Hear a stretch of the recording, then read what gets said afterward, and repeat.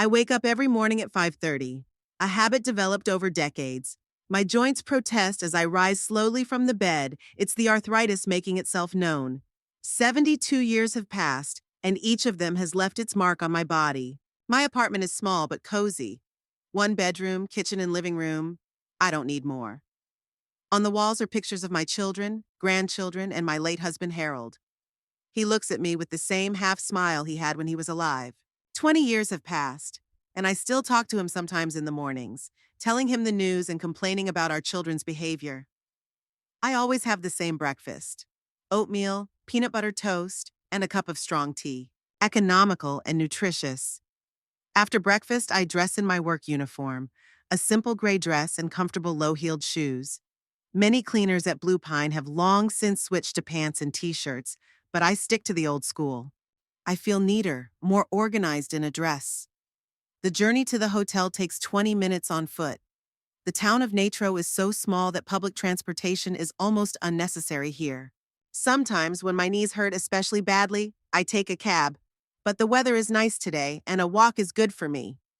The Blue Pine Inn isn't the biggest in the area, but it's definitely the coziest and most atmospheric. It's a 3-story Victorian building, with carved railings and stained glass windows in the lobby. I enter through the service entrance, nodding to Pete, the security guard. "Good morning, Mrs. Hemshill." He's always polite and alert. "There are some businessmen coming in from Chicago today." "Thanks for the information, Pete," I smile. "How's your daughter? I hear she's going to college?" Pete's eyes light up with pride. "Yeah, she got a scholarship to West Virginia.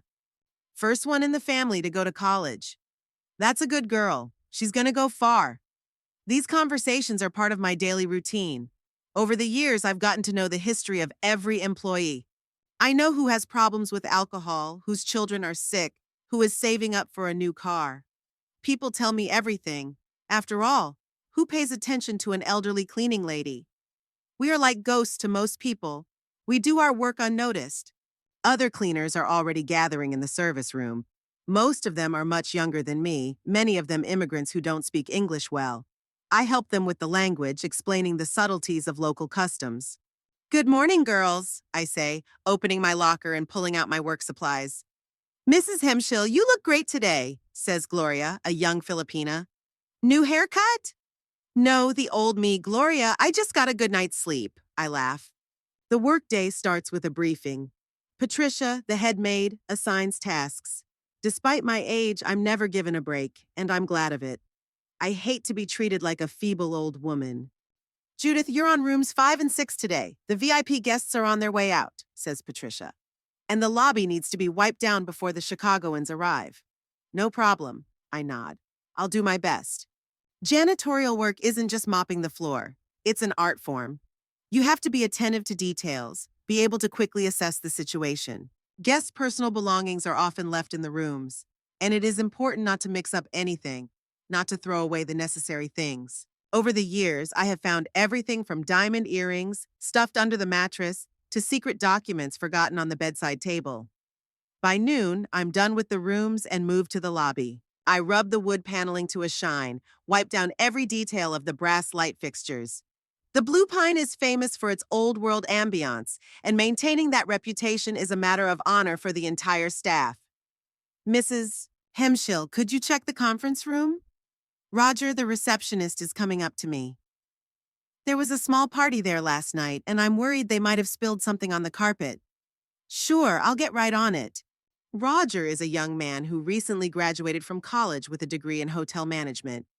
Ambitious, diligent, but sometimes a little too formal. He always addresses me as Mrs. Hemshill, although I have asked many times to be called just Judith. The conference room does reveal red wine stains on the light-colored carpet. I sigh. It's going to take some work. I get a special product from the equipment cart and get to work. As I scrub the stains, I think of my children. Claire is 36 now, working at a large law firm in a neighboring city. Bentley is 33, some kind of management position at a technology company. Both are successful, both are married, both have children, my grandchildren, whom I only see at Christmas and not every year. I always wanted them to have the education I didn't have. Harold worked in a factory.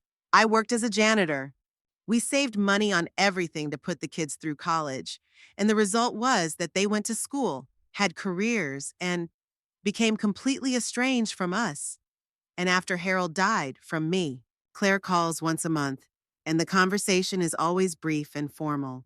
Bentley generally prefers to communicate by text. How are you, Mom? We're good.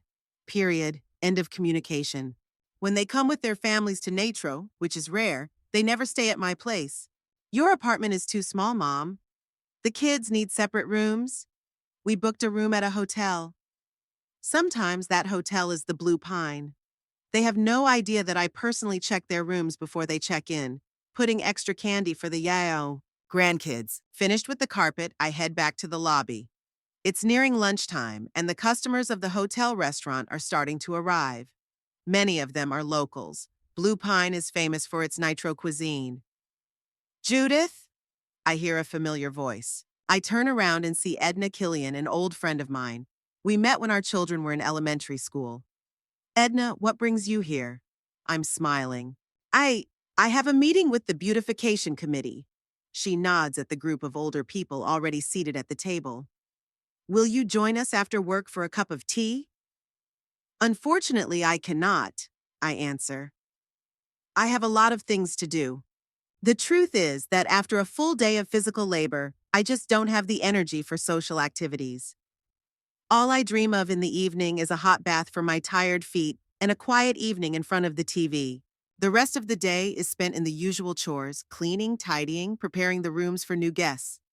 At 4 o'clock, my workday ends. I change into normal clothes, say goodbye to my colleagues, and head for the exit. Already on the street, I feel my phone vibrate in my bag. It's a call from Claire. It's strange, she usually calls on Sundays, but it's only Thursday. Hello, Claire?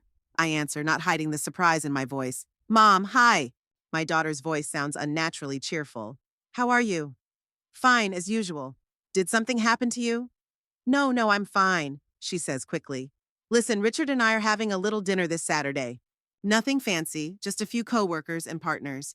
And I was wondering, maybe you'd like to join us. I almost stumble with surprise. In the past 5 years, Claire had never once invited me to her events. What's more, she always seemed to shy away from me in front of her important friends. Are you sure? I ask cautiously. You don't usually like it when Mom, don't be silly! She interrupts. You're my mother, of course I want you there. Besides, Bentley and Heidi are coming too. There's going to be a little family gathering. Something in her voice makes me wary. It's too forced, too phony sounding. This sudden family thing. And what's the occasion for dinner, I wonder? Well, just, socialization, networking, she stammered for a second. And also, we might have a little announcement. That's it. Probably something work-related. A new promotion or a big deal. Something she wants to brag about to her coworkers and partners. But why would she want me there? Usually my presence only embarrasses her. Okay, I finally say. What time should I come and what should I bring? Oh, you don't need to bring anything, Claire answers too quickly. Just be there at 7 and Mom, she pauses. Why don't you wear that blue dress we gave you for Christmas? It really suits you. The same dress I wore exactly once because it seemed too fancy for me? Now I was sure she was up to something. We'll see, I said evasively. See you Saturday, Claire. I end the conversation and slowly make my way home. The invitation kept bugging me. What did my daughter really have planned? Why the sudden need for me, the old cleaning mom they usually so diligently keep out of their successful lives? Perhaps I should accept the invitation if only to find out what was going on. After all, what do I have to lose? Saturday night in front of the TV? Not such a big sacrifice. I return to my apartment, throw my bag on a chair in the hallway, and go straight to the bathroom to fill the tub with hot water. While the bath is running, I look through the mail, mostly bills and advertising brochures. One letter catches my eye, from the bank. I put it aside for later, deciding to relax in the bath first. Plunging into the hot water, I ponder the upcoming dinner. My intuition tells me that something unpleasant awaits me. But on the other hand, perhaps the kids have finally decided to mend their relationship? Although, knowing them, I find that hard to believe. I wipe the fogged mirror and look at my reflection. A wrinkled face, gray hair, and a practical bun. I wonder what Claire thinks when she looks at me. Does she see only an old cleaning lady who's embarrassed to show her friends? Or a mother who sacrificed everything for her future? With these thoughts, I get out of the bathtub and put on my old but cozy robe. There are still 2 more days ahead before this mysterious dinner. 2 days to prepare for whatever my kids are up to. Saturday came unexpectedly quickly. I woke up at my usual time, and the first thing I did was look at the blue dress I pulled from the depths of my closet and hung on the door. It hung there like a mute reproach, a reminder of my troubled relationship with my children. They'd given it to me 2 years ago, expensive, nice fabric, but not my style at all.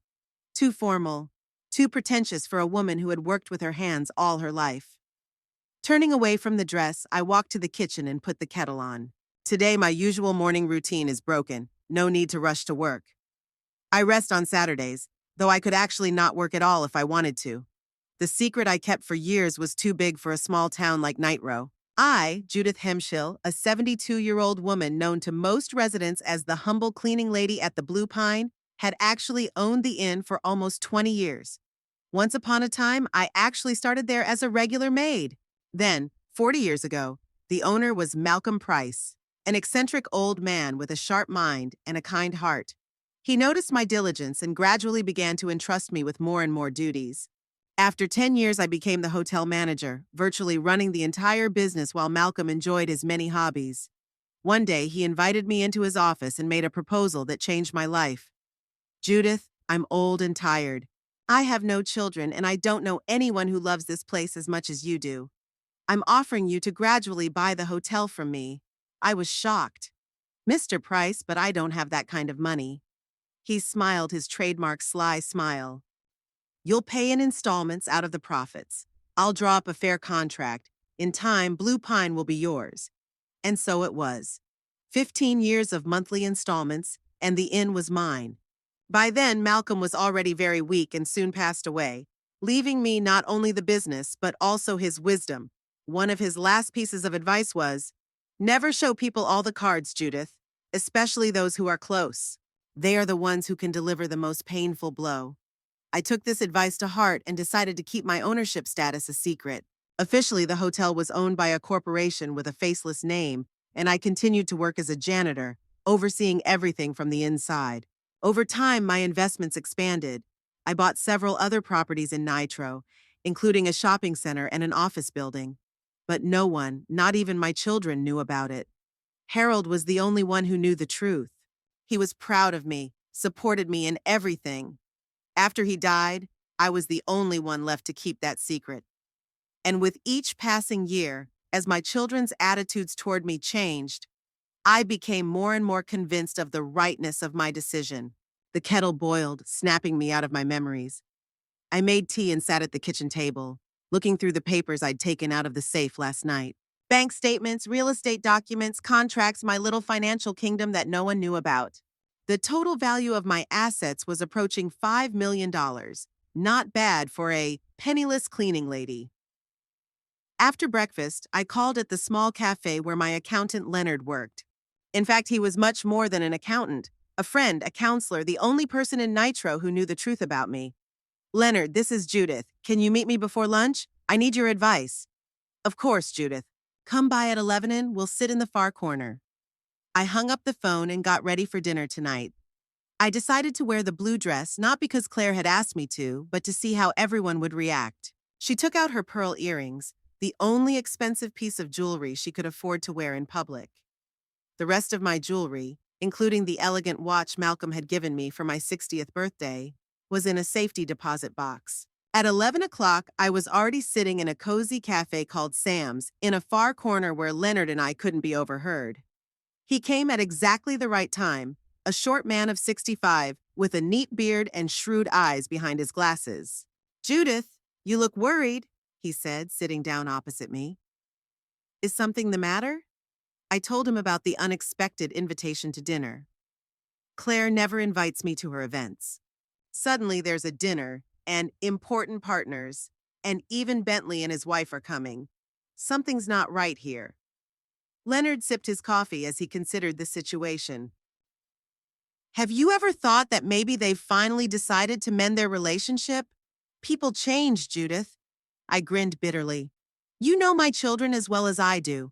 When was the last time they did something that didn't directly benefit them? Leonard sighed. Alas, I have to agree. Claire called me last week. I tensed. Called you? Why?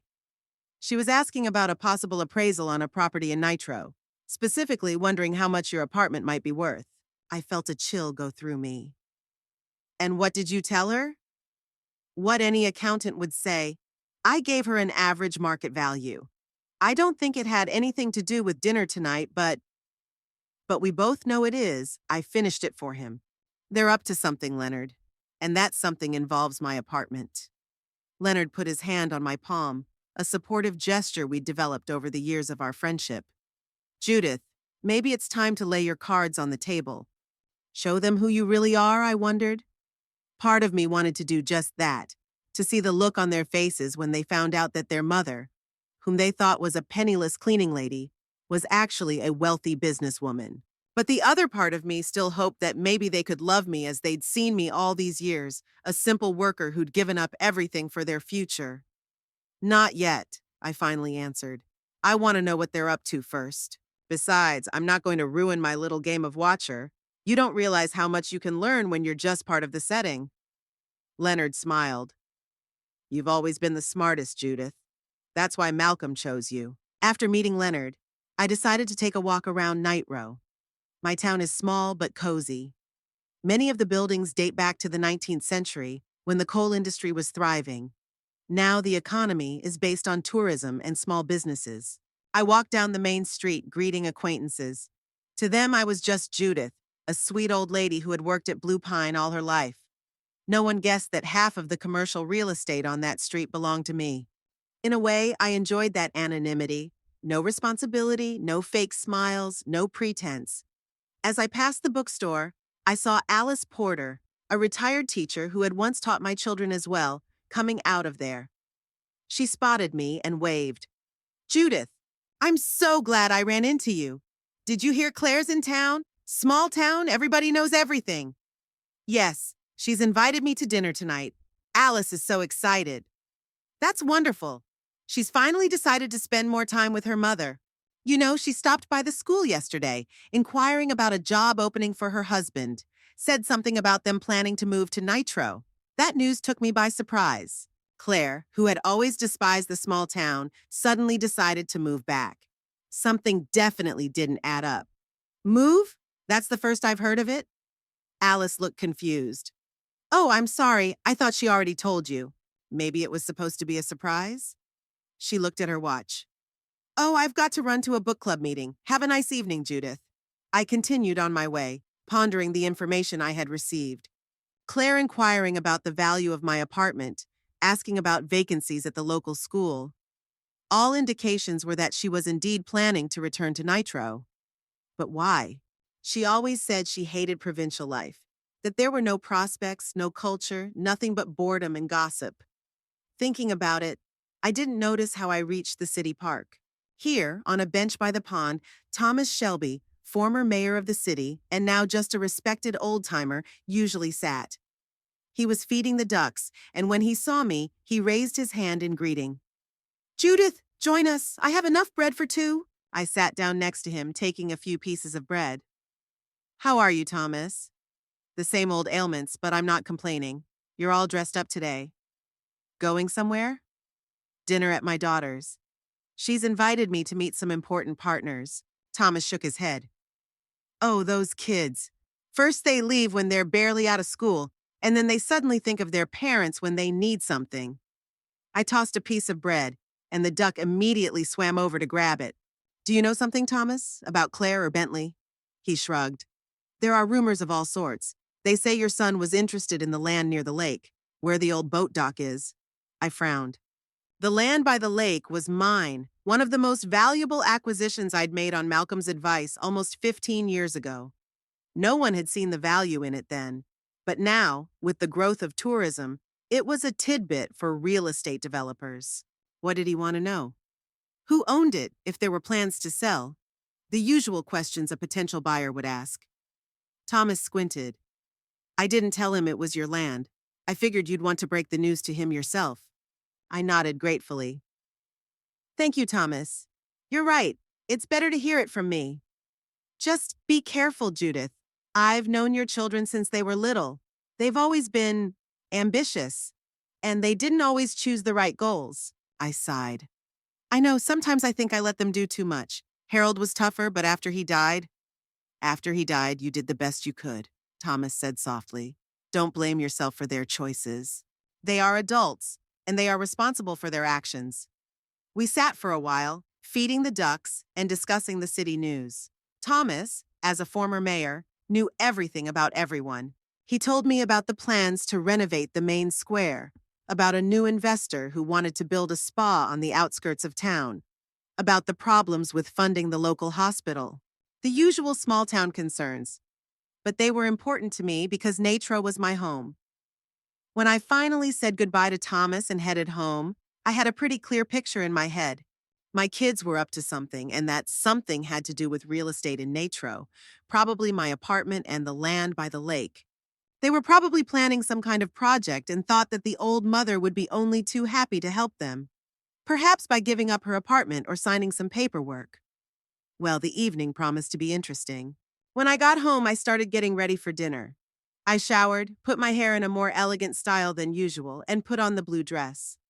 Looking in the mirror, I hardly recognized myself. In that outfit, I looked different. Not a cleaning lady, not a simple pensioner, but someone more important. Someone who I really was, a successful businesswoman, the mistress of my own destiny. For a moment, I wondered if I should bring documents confirming my status as the owner of various properties in Nitro. I imagined the children's faces when they would see these papers. But no, not yet. I had to find out what they were up to first. At 6:30, I called a cab. Usually I walked or took the bus, but today was a special occasion. Besides, I didn't want to ruin my dress or my hair, let Claire see that I could look presentable, as she liked to say. The cab pulled up at exactly the right time. The driver was Greg, the son of my former colleague at Blue Pine. Mrs. Hemshill, you look amazing today, he exclaimed sincerely. Special occasion? Dinner at my daughter's, I replied, with important guests. Oh yeah, I heard Claire's back in town. They say she's a big shot in legal circles now. I smiled weakly. Yeah, she's settling in nicely. Greg started the engine. Where are we going? 15 Maple Street. It wasn't Claire's house. She was staying in a rented cottage on the outskirts of town. Apparently, she'd rented the place for guests. As I drove, I looked out the window at the familiar streets of Nitro. Much had changed in the 72 years of my life, but the basics were the same. The same old houses, the same families, the same problems and joys. I loved this city with all my heart, and I was glad that I could contribute to its development, even if secretly. The cab stopped in front of a beautiful two-story colonial-style house. Silhouettes of people could be seen through the large windows, and muffled laughter could be heard. Judging by the number of cars in the driveway, there were quite a few guests. Here we are, Mrs. Hemshill, Greg said. Have fun out there. I paid and got out of the car. Just then the door opened, and a man I never expected to see appeared on the doorstep. Leonard. Judith! He came quickly down the steps and came toward me. I should have warned you, but Claire gave me her word that I would not tell. What are you talking about, Leonard? He looked nervously around the house. They've gathered all the important businessmen of the city here, and they're going to unveil a tourist complex on the lake lands. Your land, Judith. I got cold feet. But how can they present a project on land that doesn't belong to them? They're sure they can get you to sell the apartment and move in with Claire, and the money from the sale, according to their plan, you'll invest in their project. They don't even realize that the land by the lake is already yours. I felt a wave of anger rising in me. And you agreed to be a part of this? Only to warn you. I'm here as a guest financial advisor, but I really wanted to make sure you knew what you were getting into. I gratefully squeezed his hand. Thank you, Leonard. Well, let's not keep them waiting. Squaring my shoulders, I headed toward the house, ready to face the kids and their plans. This wasn't going to be the night they were expecting. Upon entering the house, I was immediately plunged into the atmosphere of an expensive reception. Crystal glasses, gourmet hors d'oeuvres on silver trays, dimmed lights, and soft classical music. Claire always knew how to give the impression of prosperity and wealth. Leonard stepped aside quietly, and my daughter came running toward me, wearing an elegant black dress, perfect hair and makeup. "Mom, you're here!" She hugged me with a wave of expensive perfume. "And put on that dress I asked for. You look decent." Decent. Not beautiful or elegant, just decent. It's like you can't expect anything else from me. "It's good to see you, Claire," I said, trying not to show my annoyance. "It's a lovely house you've rented." "Oh, it's temporary, but we have plans for a more permanent place." She smiled meaningfully. "Come on, I'll introduce you to the guests." We walked into the spacious living room where about 20 people were gathered. I recognized many of them: local businessmen, shopkeepers, a bank manager. People I dealt with periodically through intermediaries without revealing my identity. In the corner of the room, I spotted Bentley, my son, a tall man with a budding bald spot and a smug smile.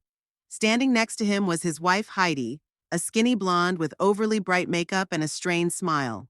They were talking animatedly with two well-dressed men I didn't know. "Mom, meet Warren Pierce and Douglas Montgomery," Claire introduced me as she led me over to the group.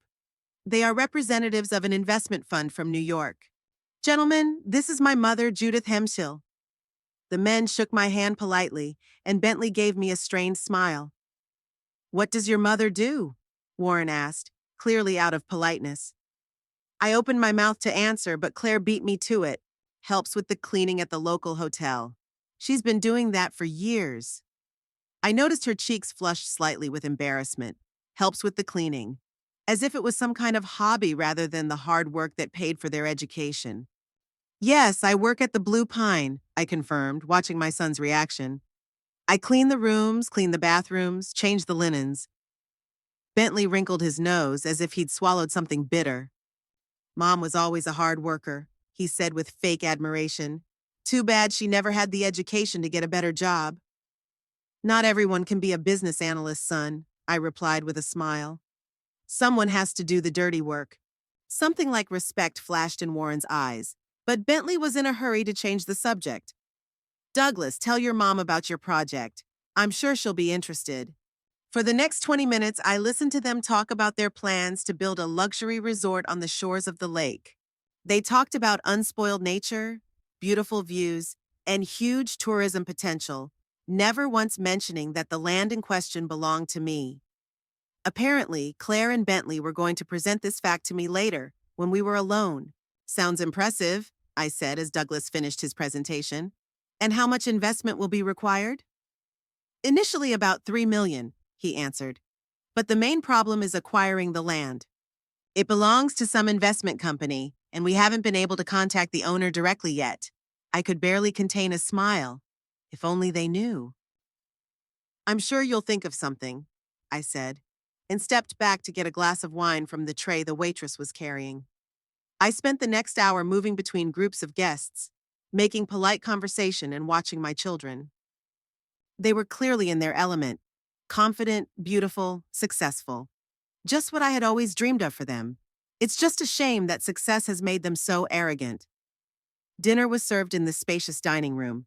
Claire seated me between Leonard and an older man named Harrison Blackwell, the owner of a local construction company I knew, because they had done renovations at the Blue Pine a few years ago.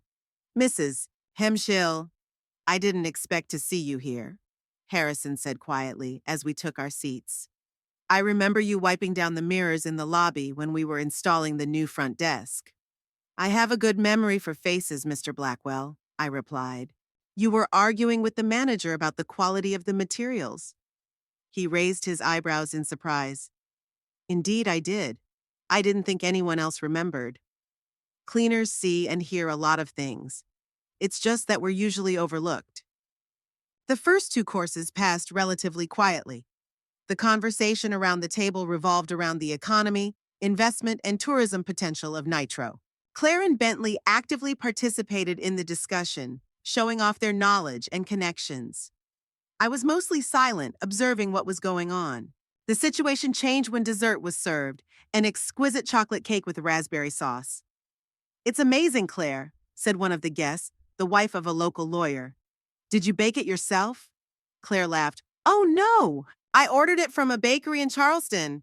Cooking is not my specialty. Mom and I are very different. She turned to me with a strained smile. Mom's always been a master of simple dishes. Right, Mom? Yes, I prefer simple home-cooked meals, I replied calmly. When you work 12 hours a day, you don't have time for culinary delights. But Mom's a great casserole maker, Bentley put in with fake warmth in his voice. I remember when we were kids, we ate them almost every day, especially at the end of the month when the money ran out. An awkward chuckle ran across the table. Claire threw her brother a warning glance. He was going too far. I think your favorite was tuna, Bentley continued, ignoring his sister. The cheapest, right, Mom? The most practical, I corrected him. And yes, you were always asking for more. Some of the guests began to glance around. The tension at the table was building. Do you remember the clothes we wore? Bentley kept talking, warmed by the wine. Always secondhand or discount. I didn't know what new clothes were until college. Bentley, Claire said quietly but firmly, I think that's enough memories. Why? He shrugged his shoulders with feigned innocence. I'm just proud of how far we've come from those times. From that, poverty. I drank the water in silence, letting my son dig himself a deeper hole. Mr. Hemschill, Douglas intervened, trying to lighten the mood. Your mother must be proud of the progress you've made. Oh, I'm sure she is. Bentley smiled broadly. Though sometimes I think she would have been better off if she had accomplished something in life besides cleaning toilets. The silence at the table became deafening. Even Claire stared at her brother in shock. He was out of line. Bentley! She exclaimed. Apologize now. But Bentley, enraged by the wine and his own sense of superiority, only waved his hand. Come on, Claire. Everyone here knows who's who. Mom's been a penniless cleaning lady all her life, and let's be honest, it's a shame for a family of our stature. It's okay, we're not blaming her. We're just stating a fact. Leonard tensed next to me, ready to intervene, but I touched his arm under the table, letting him know I could handle it. A disgrace to the family? I repeated quietly, looking straight into my son's eyes. Interesting point of view, Bentley. Mom, that's not what he meant. Claire tried to interject, but I held up my hand to stop her. No, let him talk. I want to hear why my job is a disgrace to my family. My voice sounded calm, but a storm of emotion raged inside. The very job that paid for your private school education. The same job that got you into Princeton without worrying about student loans. Bentley rolled his eyes. There's that song again. Yes, we know you worked to get us an education. But that's what all parents do. That's no reason to be proud of working as a janitor for the rest of your life. What do you think you should be proud of, son? I asked, sitting up straight in my chair. Achievement, status, success. He waved his arms around the room. Look at the people here. Everyone has accomplished something. Everyone has a legacy. What are you leaving behind? A collection of dust rags? Leonard groaned softly. Harrison Blackwell shook his head disapprovingly. Claire covered her face with her palms but said nothing. She seemed to share her brother's opinion deep down. The moment of truth had arrived. I stood up slowly, leaning on the table, and looked around at everyone present.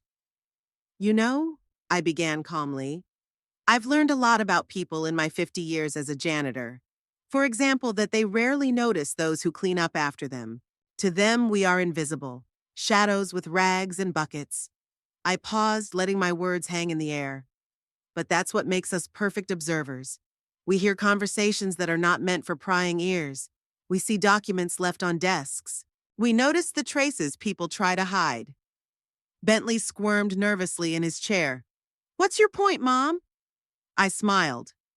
My point, dear son, is that invisibility gives you power. For example, I know that your last deal with the Asian investors failed not because of external factors, as you tell everyone, but because you falsified the financial reports. I heard you on the phone when you stayed in room 207 of the Blue Pine 3 months ago. Bentley's face went pale. What nonsense.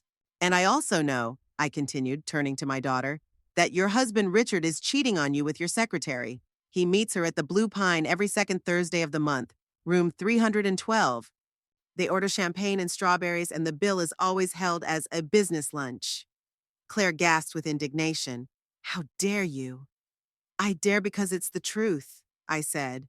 The truth, which I had learned by being just a janitor. The room fell silent. All the guests froze, not knowing where to look. But the most interesting thing, I continued, is that the land by the lake that you were talking so animatedly about today belongs to me. And it's not the only one. Bentley laughed nervously. What nonsense! You don't have that kind of money. She does, Douglas Montgomery intervened abruptly. I thought I'd met you before, Mrs. Hemshill. You came to an investment forum in New York 3 years ago, under the name of J. Price, if I'm not mistaken. I nodded. Quite right, Mr. Montgomery. I'm glad you remembered me. Wait. Claire shifted her perplexed gaze from me to Douglas and back again. Do you two know each other? Mom, what is he talking about? I looked around the room. I've owned the Blue Pine for 20 years. So does the shopping center on Main Street, the office building near the courthouse, and the land by the lake. The total value of my assets is about $5 million. Bentley's jaw literally dropped. That's impossible. Very possible, Leonard interjected, and all heads turned toward him. I'm not just Claire and Bentley's accountant. I've also been your mother's asset manager for the past 15 years. And one of my best friends, I added, nodding gratefully. Harrison Blackwell coughed. If I may ask you a question, Mrs. Hemshill, if you own the Blue Pine, why do you continue to work there as a cleaning lady? I shrugged my shoulders. Habit, and it's also a great way to keep on top of things. The staff works better when the bosses are around. Besides, I looked at my children. It was an interesting experiment. I wanted to see if my kids love me for who I am or just for what I can give them. Claire and Bentley sat there as if struck by thunder. Their faces were a mixture of shock, embarrassment, and what was particularly disappointing to me, calculating interest. I could see thoughts of inheritance already flickering in their eyes. So that's what this dinner was about, I said, turning to the children. You wanted to persuade me to sell the apartment and invest in your project on land I already own. How ironic. Mom, we didn't know, Claire started, but I interrupted her. Exactly. You didn't know because you were never interested in my life. To you, I was just a penniless cleaning lady, a disgrace to the family. Bentley finally came to his senses. Mom, I overreacted. You know that's not what I meant. No, son, that's exactly what you meant, I said firmly. And you know what? I appreciate your honesty. I finally know exactly what you both think of me. I turned to the other guests. I apologize for the spectacle. I didn't mean to spoil your evening. That's all right, Mrs. Hemshill, said Warren Pierce with undisguised admiration in his voice. I think I speak for everybody when I say it was the most informative dinner in a long time. A nervous chuckle swept through the room, diffusing the situation. Douglas Montgomery rose from his seat. Mrs. Hemshill, if you ever decide to develop the land by the lake, I'd be happy to discuss a possible partnership. Directly with you, of course. Thank you, Mr. Montgomery, I nodded. I will consider your offer. Harrison Blackwell also stood up. You know, I always wondered why Blue Pine was so prosperous in recent years. Now it's all falling into place. You're a brilliant strategist, Mrs. Hemshill. Slowly, the guests began to rise from the table, clearly feeling the awkwardness of the situation. Claire and Bentley sat motionless, as if pinned to their seats, not knowing what to say or do. I turned to Leonard. I think we should go. Will you call a cab? He nodded and pulled out his cell phone. At that moment, Claire finally came out of her daze. Mom, please don't go like this. We need to talk. About what, dear? I asked. About how you plan to use me. Or about how you've been ashamed of me all these years. We didn't know. She started again, but I shook my head. That's just it, Claire. You didn't know because you never tried to find out. To you, I was just an old cleaning lady you could ignore until you needed her. The cab will be here in 5 minutes, Leonard informed me. I nodded and headed for the exit. I turned around one last time on the threshold. Speaking of inheritance, which I'm sure you're thinking about right now, I'll revise my will on Monday. Thanks to tonight, I finally realized who really deserves my fortune. With those words, I walked out of the house, leaving my children shocked and confused. The cool evening air seemed surprisingly fresh and clean after the stuffy atmosphere of lies and pretense. Are you okay? Leonard asked quietly as we waited for the cab. You know, I replied, looking up at the stars, This is the first time in years that I felt truly free. The Sunday morning after the scandalous dinner was surprisingly quiet. I woke up later than usual. The emotional strain of last night had taken its toll. The fall sun was shining outside my window, and for the first time in a long time, I wasn't in a hurry to get anywhere. My secret was out, and it brought a strange sense of relief. I made myself a cup of strong tea and sat in a chair by the window, watching the life of the street. My thoughts returned to the faces of my children, their shock, confusion, and the resulting calculating looks. No remorse, no shame for my words, just a quick recalculation of the possible benefits of the information I had discovered. It hurt more than any insult. The phone rang at 9:30 sharp. Claire was always punctual. I let it ring 3 times before I answered it. Hello? My voice sounded steady. Mom, it's Claire. How are you? There was a fake concern in her voice. I'm fine, thank you. How are you? She paused, clearly expecting a more emotional response. Mom, we need to talk about yesterday. Bentley and I would like to come over to your place today. Why? What do you mean, why? There was a hint of irritation in her voice. Obviously, we have a lot to talk about. What happened yesterday? It was unexpected for everyone. For you, yes, not to me.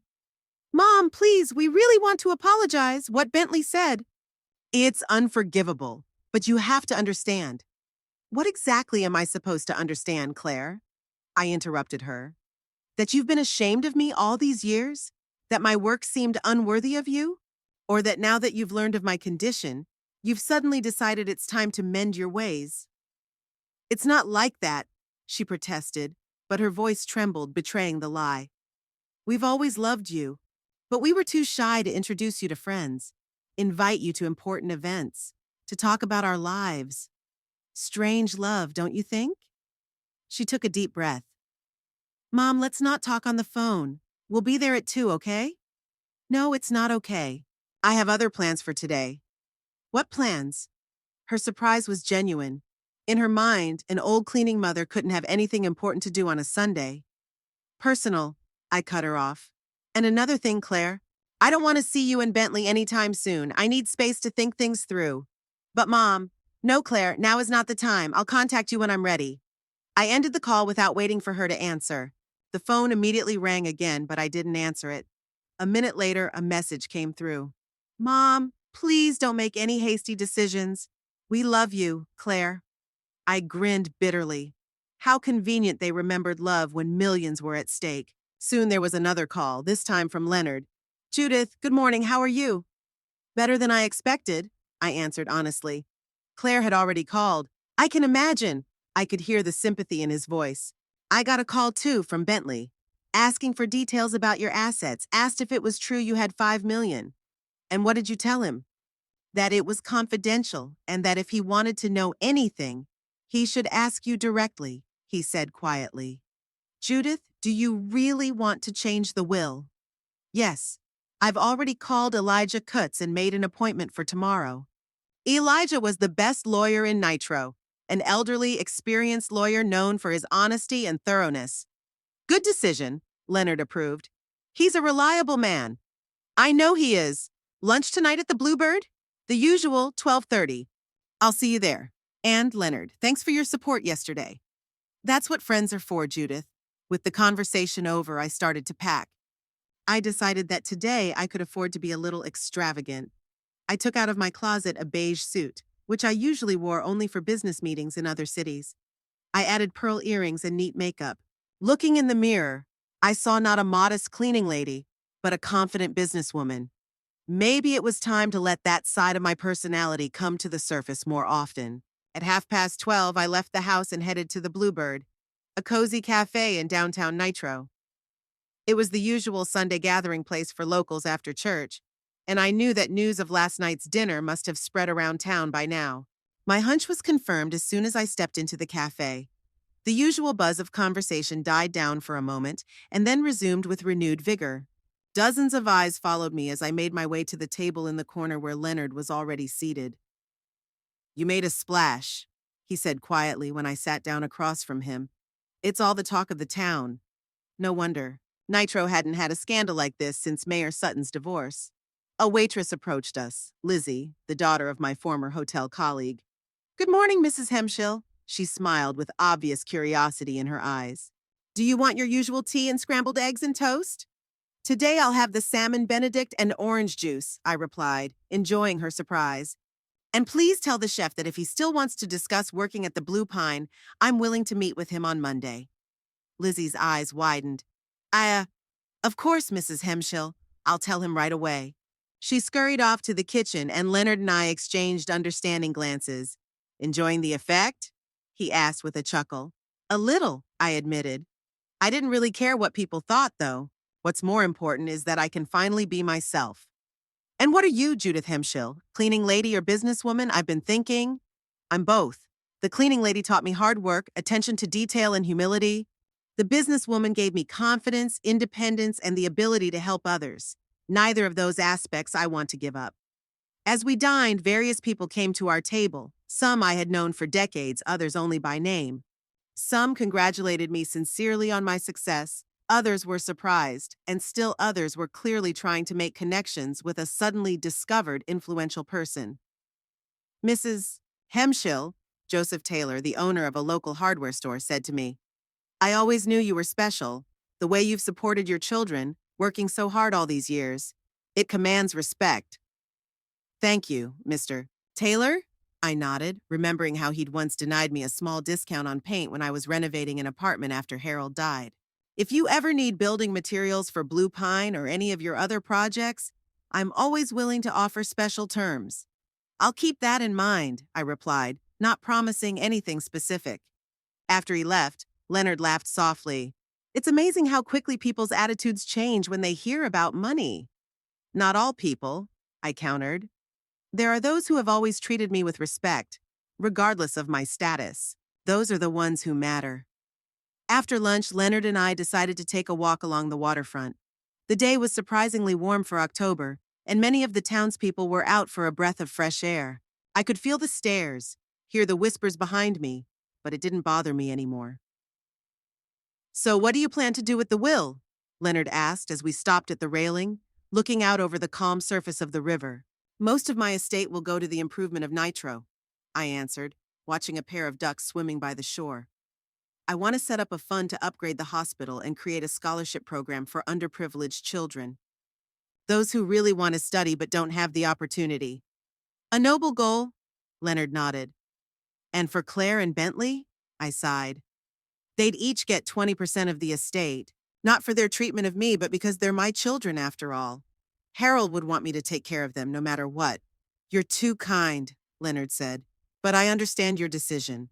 We continued our walk, discussing the details of the future of the foundation. Suddenly, Edna, an old friend of mine, whom we had not seen since our brief meeting in the lobby of the Blue Pine, ran into us. "Judith!" she exclaimed, opening her arms. "I can't believe it! Why didn't you tell me anything?" I hugged her, feeling a slight pang of guilt. "I'm sorry, Edna, I didn't tell anyone." "But we've been friends for 40 years. She looked genuinely hurt. "I've always shared everything with you." "I know, and I appreciate it. But this was, a personal experiment. A test of how people feel about me, not my money." She shook her head. "Was it worth it?" I wondered. "Yes. Now I know exactly who my real friends are." I squeezed her hand lightly. "You always treated me with respect, Edna, even when you thought I was just a janitor." Her gaze softened. "Because it's not about the job or the money, it's about the person. You've always been an intelligent, kind, and strong woman, Judith. That hasn't changed." We talked with Edna for almost an hour, reminiscing about the past and discussing the future. She was one of the few people who was genuinely happy about my success, without a backward thought or vested interest. Walking back home, I noticed a familiar car in my driveway. Bentley was leaning against the hood, smoking nervously, a habit he claimed he'd kicked long ago. "Mom," he straightened when he saw me. "Finally, I've called you several times." "I saw," I said dryly, and I made it clear to Claire that I wasn't ready to talk. "Mom, please." He threw away his cigarette and took a step toward me. "I have to apologize for last night. I was drunk and had no control over my words." "Alcohol doesn't make us say things we don't mean, Bentley. It only removes the filter." He ran his hand through his hair, a gesture I remembered from his childhood when he got into trouble. Okay, I was wrong. What I said, it's awful. I don't think your job is a disgrace, Mom. He hesitated, trying to find the words. I've always wanted more for you. So you could rest, travel, enjoy life, not hump a rag every day. Is that why you've been avoiding me for years? No calls, no visits, no invitations? He lowered his eyes. I've been busy, work, family. Don't lie at least now, I said tiredly. You were embarrassed of me. You were afraid I'd ruin your ideal image of a successful businessman. And now when it turned out that I'm rich, you suddenly remembered about kinship. That's not true, he protested, but his eyes avoided my gaze. Bentley, I've known you since you were born. I've seen you lie to teachers about your homework assignments, to girls about your feelings, and now to business associates about your financials. You've always had the same look in your eyes when you lie. He clenched his fists with impotent anger. Okay, yes, I wasn't the best son. But were you the perfect mother?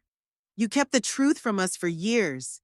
You let us think you were poor, that you needed our help. I never asked for your help, I said calmly. I never pretended to be poor. I was just living the life I was used to. But why? Why this masquerade? To expose us in a spectacular way, to make us look like bad children. I shook my head. No, Bentley. I just wanted you to love me, your mother, not my money. And yesterday I got my answer. There was a mixture of shame and calculation on his face. Mom, I was wrong. Give me a chance to make it right. We can start over. I'll visit you more often. Call you every day. Because it's profitable now, I finished for him. Listen, Bentley, I won't disinherit you completely. You'll get your share. Not because of the way you treated me, but because you're my son. But our relationship, I'm not sure it can be repaired. Mom, please. I need time, Bentley. Now please go. I have an important meeting tomorrow and I need to prepare. He wanted to say something, but he changed his mind when he saw the determination in my eyes. All right. But I won't give up, Mom. I'll prove that I can change. As I watched him get in the car and drive away, I felt a strange emptiness inside. Not anger, not resentment, just tiredness and frustration. The next morning at 10 o'clock sharp, I walked into Elijah Kutz's office, an old building with marble columns and oak paneling. The receptionist immediately ushered me into the office, where an elderly lawyer with attentive eyes behind gold-rimmed glasses awaited me. Mrs. Hemschill, he rose to greet me.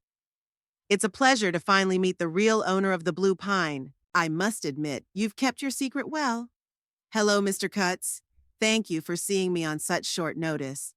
I always have time for Nitro's most powerful businesswoman, he said with a touch of irony in his voice. So you want to change the will? Absolutely. I pulled out a folder of prepared notes from my bag. I have a clear idea of how my assets should be distributed.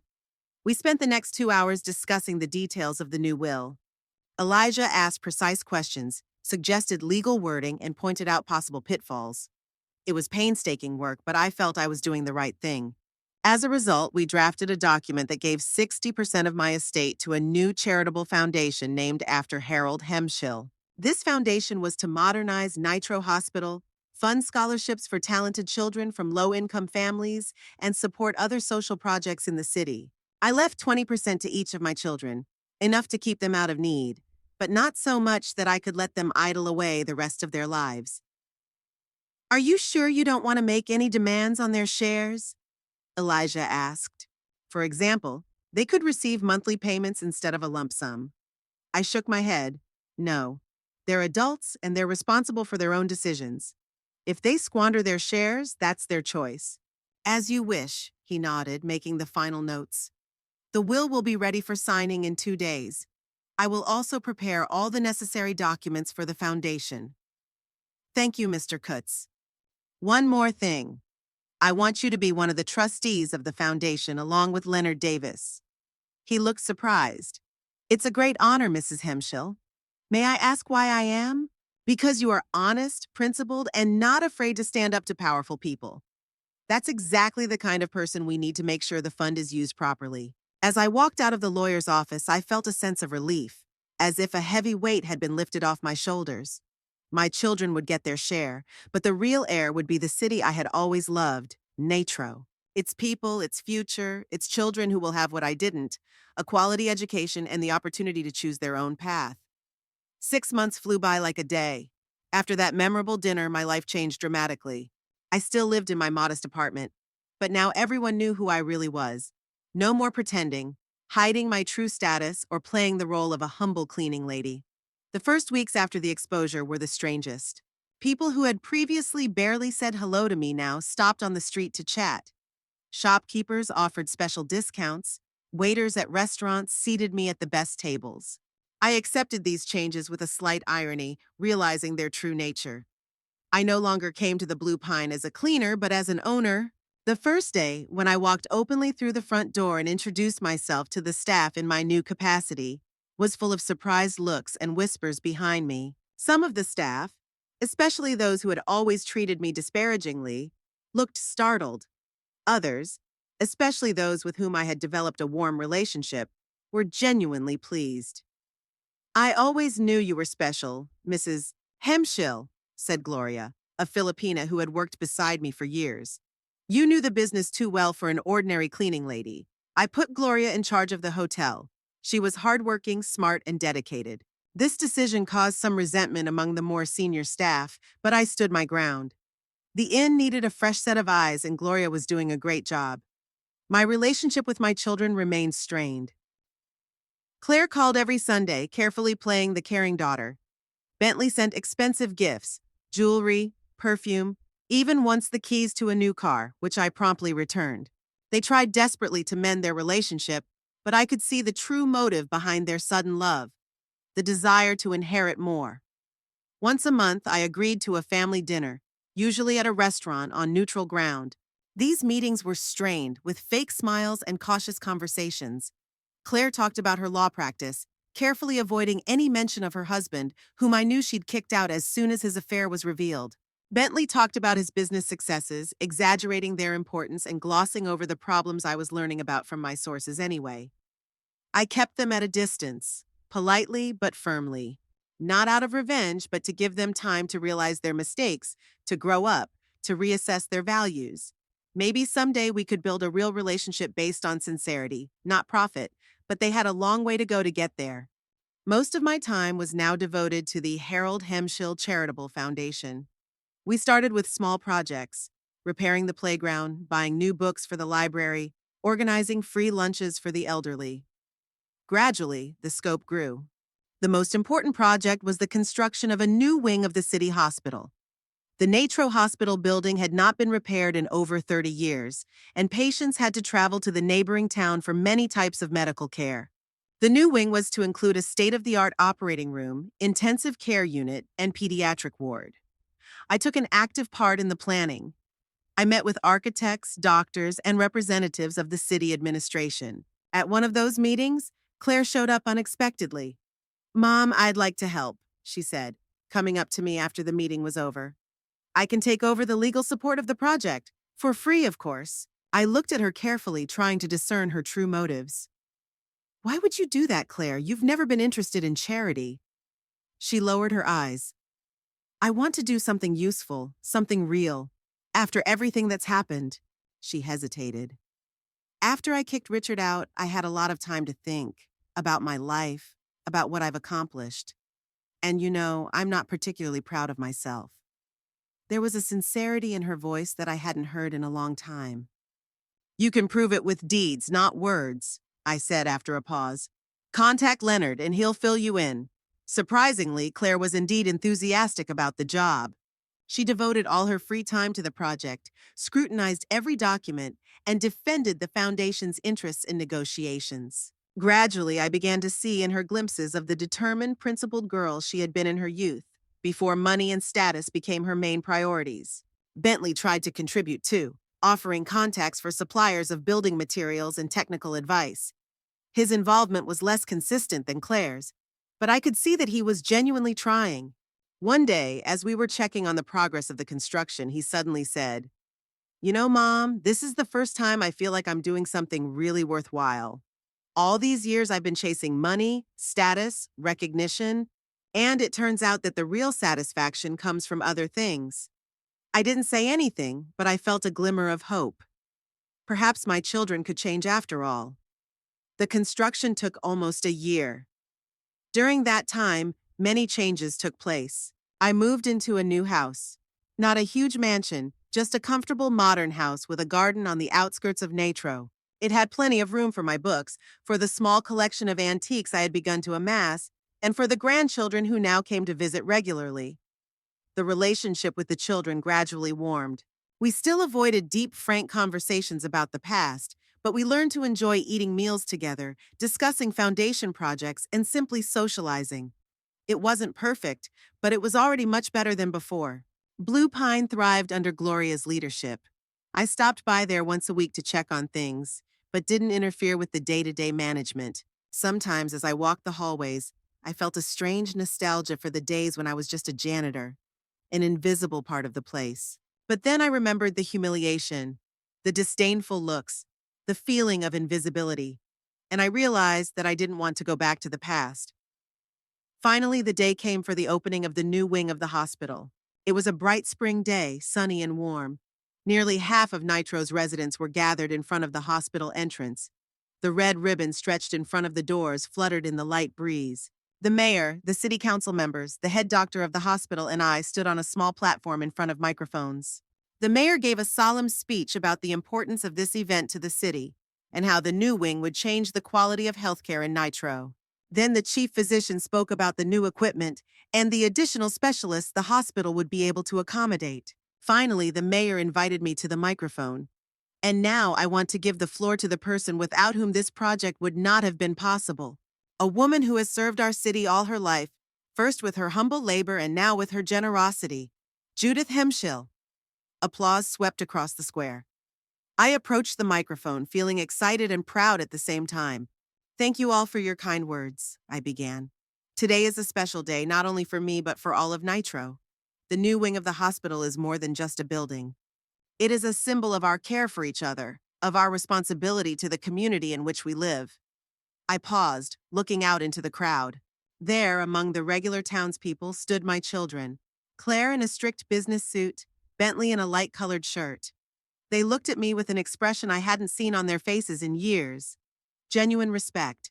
This wing will bear the name of my late husband, Harold Hemschill, I continued. A man who taught me the most important thing in life. It doesn't matter who you appear to be to others. It's who you really are, what values you profess, what mark you leave on the world. I saw Claire furtively wipe away a tear. All my life I'd worked as a janitor at Blue Pine. It wasn't a disguise or pretense, it was my real job, one I loved and was proud of. The fact that I concurrently became the owner of a hotel and other businesses did not diminish the value of that labor. I spoke sincerely from my heart, not from prepared notes. I want this wing of the hospital to be a place where every Nitro resident, regardless of status or wealth, can receive quality health care. Where an elderly cleaning lady will be treated with the same respect as a successful businessman. Where human dignity, not clothes or make of car, will matter. The applause grew louder and louder. This project is just the beginning. The Harold Hemschill Charitable Foundation will continue to work to improve life in our town. We are planning school modernization, a scholarship program for talented children from low-income families, support for the elderly, and I invite each of you to participate in this work, not necessarily with money, but with your time, ideas, and energy. After the final words, the mayor handed me a large gold scissors. I walked over to the red ribbon, but before I cut it, I turned to the crowd. I would like to invite my children, Claire and Bentley Hemschill, to join me. They looked surprised, but quickly made their way through the crowd and stood beside me. Together, I said, holding out the scissors to them. The three of us cut the ribbon to the applause and cheers of the crowd. At that moment, I felt a strange peace. My deception or experiment, as I preferred to call it, was over. The truth had come out with all its consequences, good and bad. I was no longer pretending, no longer hiding, no longer playing a role. After the official ceremony, the tour of the new wing began. I walked beside the head physician, listening to him explain the functions of each department, the new equipment, the additional services the hospital would now be able to provide. Claire and Bentley stayed a little behind, talking to reporters, answering questions about the foundation, about the project, about me. I heard Bentley proudly say, "My mother has always been an extraordinary woman. It just took us too long to realize it." In the lobby of the new wing hung a large portrait of Harold, not an official photograph, but a warm, homely picture of him smiling his trademark half-smile. Beneath the portrait was a sign that read, "The Harold Hemshill Wing, built with funds from the Harold Hemshill Charitable Foundation with the support of the people of Natro." I stopped in front of the portrait, looking into my husband's eyes. He seemed to look approvingly at me, at what I had done, at who I had become. After the tour, when most of the guests had left, the children came up to me. "Mom, that's amazing," Claire said. "Daddy would be proud of you." "He'd be proud of all of us," I replied, "if we were worthy of that pride." Bentley shifted uncomfortably from foot to foot. "Mom, I've been meaning to ask. Heidi and I have been offered a job in Portland. It's a good position, good prospects, but it means we'll be farther away from you. I don't want to make a decision without talking to you." I smiled. A year ago, he would have accepted this offer without a second thought, without even informing me of the move. "It's your life, Bentley. You have to make the decisions that are best for you and your family. And I'm always available by phone, and I don't mind flying to Portland once in a while." "Or we could fly up every weekend," Claire suggested. "Now that I'm not with Richard, I have more free time." "You don't have to sacrifice your life for me," I said softly. "I want you to be happy, to be successful, to find your way. But remember one thing that I realized too late. Money and status are not the most important thing in life. What matters is who we really are, behind closed doors when no one is looking." We walked outside on a bright spring day. People were leaving, discussing the ceremony, the new wing me. Now I wasn't just Judith Hemshill, the cleaning lady at Blue Pine. I was Judith Hemshill, businesswoman, philanthropist, respected member of the Nitro Society. But deep down, I knew I was still the same Judith. A hard-working, practical, slightly cynical woman who had learned to appreciate the simple pleasures of life and understand the true nature of people. Money didn't change me. It just allowed me to do more good and worry less about the future. Looking at the new wing of the hospital, at my children, at the townspeople who now looked at me with respect, I felt a strange peace. My experiment was over, exposing the truth about all of us. And though the truth was painful, it brought both release and the opportunity to start anew, without lies and pretense.